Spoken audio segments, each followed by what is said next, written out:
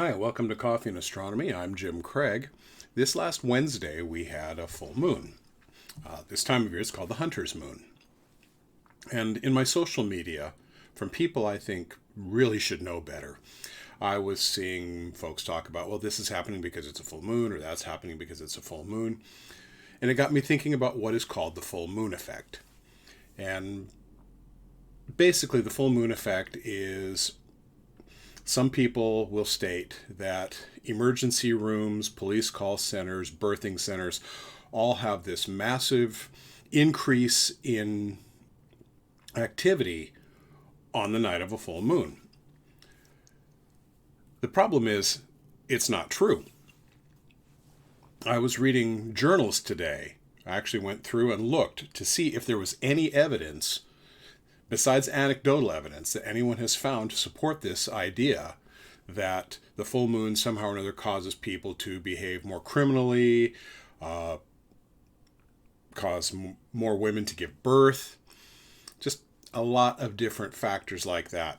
And not a one of them has been able to support it. In fact, two of the papers that I read implied that homicide and suicide rates actually go down during the night of a full moon.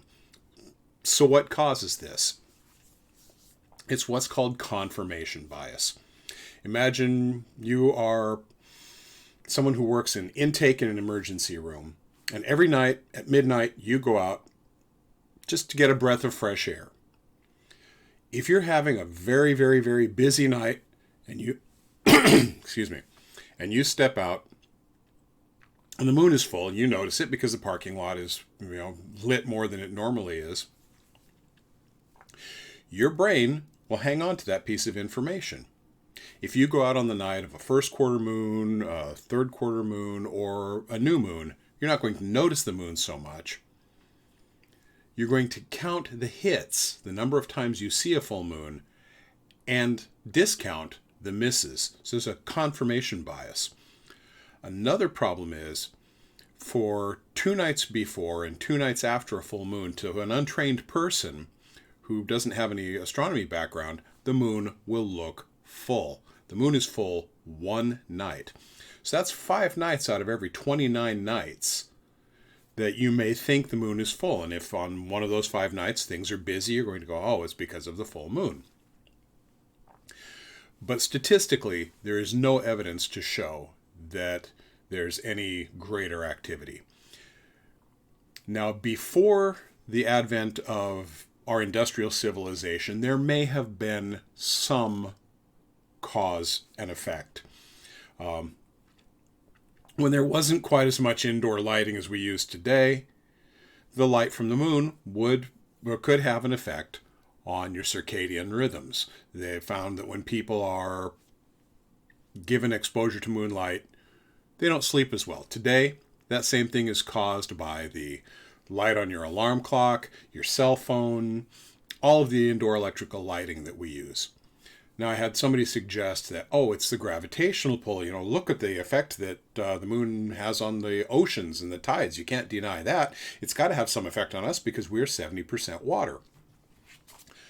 So I did some literally back of the envelope calculations here. And you'll notice this one right here. This is the important one. The force from gravity is the gravitational constant times the mass of the moon times the mass of whatever is being affected divided by the square of the radius between them. So we're going to put that mass of the person at 75 kilograms. That's roughly 160 pounds imperial units. So I worked it out, and what the force is roughly 5 milligrams. That's the mass of an unfed mosquito. If you weigh more, you might get as much as the mass of one mosquito. Anyway, the effect is not that great. So does the full moon have an effect?